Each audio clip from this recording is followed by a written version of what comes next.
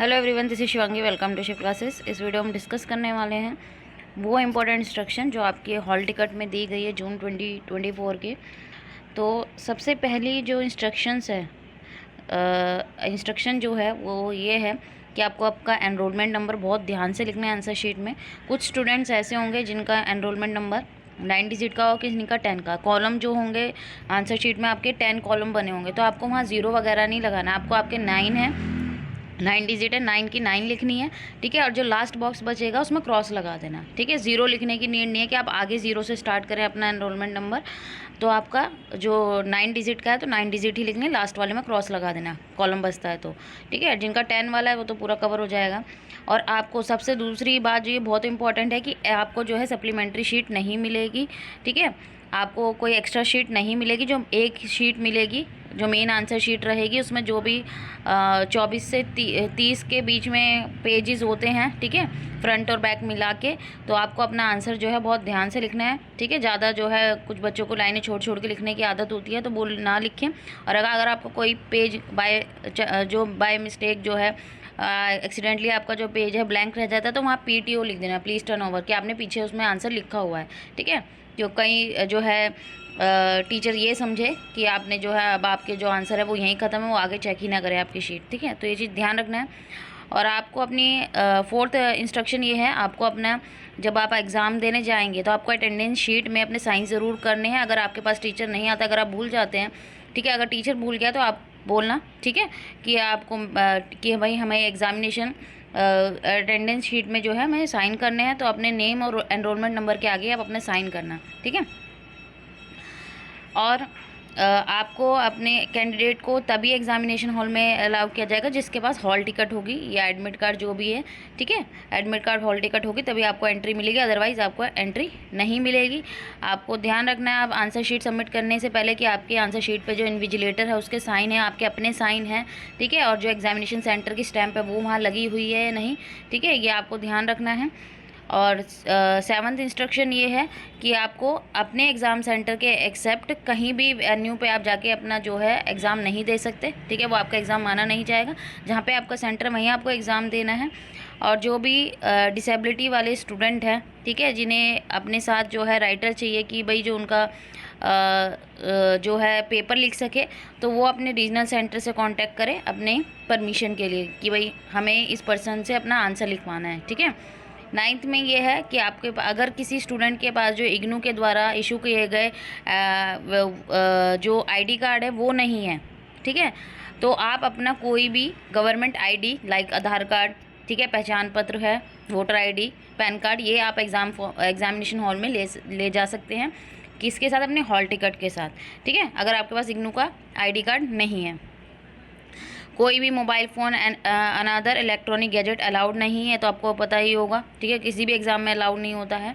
और कैलकुलेटर की बात आती है, काफ़ी सारे बच्चे कैलकुलेटर को लेकर परेशान थे, तो यहाँ लिखा हुआ है साफ साफ इस बार कि कैलकुलेटर अलाउड नहीं है एग्ज़ाम में, अदरवाइज़ जब तक आपके क्वेश्चन पेपर में इंस्ट्रक्शन में नहीं लिखा होगा। तो आप लोगों से एक रिक्वेस्ट है कि आप लोग जो है कैलकुलेटर साथ ले जाना।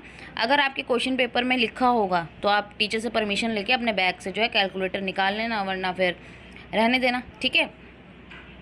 और जो मीडियम रहेगा एग्जामिनेशन का वो आप उसी में आपको आंसर लिखना है, यानी कि आप दूसरे में जो है आंसर लिख देंगे, ठीक है। सिर्फ एक जो हिंदी मीडियम वाले स्टूडेंट है जिन्होंने हिंदी में रजिस्ट्रेशन करा है, ठीक है, यहाँ पे क्या है कि जो परीक्षार्थी हिंदी माध्यम में परीक्षा देने का विकल्प है, भले ही उनका पंजीकरण अंग्रेजी माध्यम में क्यों ना हुआ है। जिन स्टूडेंट ने इंग्लिश मीडियम में भाई एनरोल किया था कि उनका मीडियम था इंग्लिश मीडियम, तो वो हिंदी में दे सकते हैं, ठीक है। हिंदी वाले इंग्लिश में नहीं दे सकते, इंग्लिश वाले हिंदी में दे सकते हैं, ठीक है। और कोई भी अदर रीजनल लैंग्वेज जो है वो ऑफर्ड नहीं है, ठीक है। आपका एग्ज़ाम भाई हिंदी इंग्लिश जो है उसी में देना है आपको, जिस भी लैंग्वेज में है, ठीक है। और यहाँ पे आपको 13 में ये है कि जो ये फॉलोइंग सब्जेक्ट हैं ये सारे MCQ बेस्ड होंगे। आपका MEC का तो कोई यहाँ पे नहीं है सब्जेक्ट, ठीक है। MA का BA का तो नहीं है यहाँ पे। जो भी सब्जेक्ट वाले हैं देख लेना, आपका ये वाले पेपर जो है आपके MCQ में आएंगे। फिर यहाँ पे कोई भी रिक्वेस्ट की एग्ज़ाम के डेट में या सेशन में कोई भी एग्ज़ाम जो है डेट नहीं चेंज होगी। कौन से ग्रुप के लिए? ग्रुप 1 और 6, ये आपकी डे शीट में लिखा हुआ है, ठीक है, कि ये वाले जो ग्रुप है इनकी जो एग्ज़ाम डेट है वो चेंज या क्लैश भी कर रही है, तो आप एक एग्ज़ाम अब दो, एक एग्ज़ाम दिसंबर में देना। जो भी स्टूडेंट ने प्रैक्टिकल लैब कोर्सेज़ के लिए रजिस्टर जो अपीयर होंगे ब्लिस प्रोग्राम को छोड़ के, जो लाइब्रेरी वाला है, बैचलर इन लाइब्रेरी साइंस, ठीक है, सिर्फ इनको छोड़ के बाकी को अपने प्रैक्टिकल और लैब कोर्सेज़ के लिए अपने रीजनल सेंटर से कांटेक्ट करना पड़ेगा कि उनका कहाँ वेन्यू है प्रैक्टिकल का और उसका स्केड्यूल क्या है, ठीक है। एंट्री जो एग्जामिनेशन हॉल में होंगी वो 15 मिनट्स के बाद क्लोज़ हो जाएंगी भाई, क्वेश्चन पेपर डिस्ट्रीब्यूट होने के बाद। बाकी सेंटर के सुपरिटेंडेंट पे डिपेंड करता है कि वो 30 मिनट्स तक आपको दे सकता है, ठीक है। बाद और कोई भी स्टूडेंट जो है उसको एग्जामिनेशन हॉल में क्वेश्चन पेपर बिटने के 1 घंटे बाद तक उसको बाहर नहीं जाने दिया जाएगा, ठीक है, वो बाहर नहीं जा सकता है। और टिकट का हॉल, जो आपकी हॉल टिकट है वो कब तक वैलिड है? जो वैलिडिटी प्रोग्राम है वो ओवर नहीं होनी चाहिए आपकी, ठीक है। आपका जो फील्ड कोर्सेज़ है वो रजिस्टर्ड कोर्स होने चाहिए, ठीक है। Note applicable for the revaluation of the field in course code.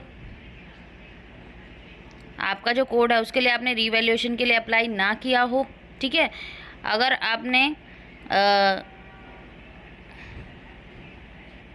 आपने रीवैल्यूएशन के लिए अप्लाई किया हुआ है, जो भी कोर्स कोड का एग्ज़ाम देने आप जा रहे हो उसका रीवैल्यूएशन के लिए आपने अप्लाई किया हुआ है, ठीक है, इमीडिएट जो प्रीवियस टर्म था, ठीक है, तो जो भी हायर मार्क्स रहेंगे वो आपकी मार्कशीट में जो है अपलोड हो जाएंगे। अपना जो नेम वगैरह है वो ज़रूर चेक कर लेना, इंक्लूडिंग सर नेम, ठीक है। तो अगर करेक्ट नहीं है तो आपको SRD को रिपोर्ट करना है। और कोई भी जो कवर्ड ना एग्जाम्पशन स्कीम में जो छूट योजना के अंतर्गत शामिल ना हो, ठीक है।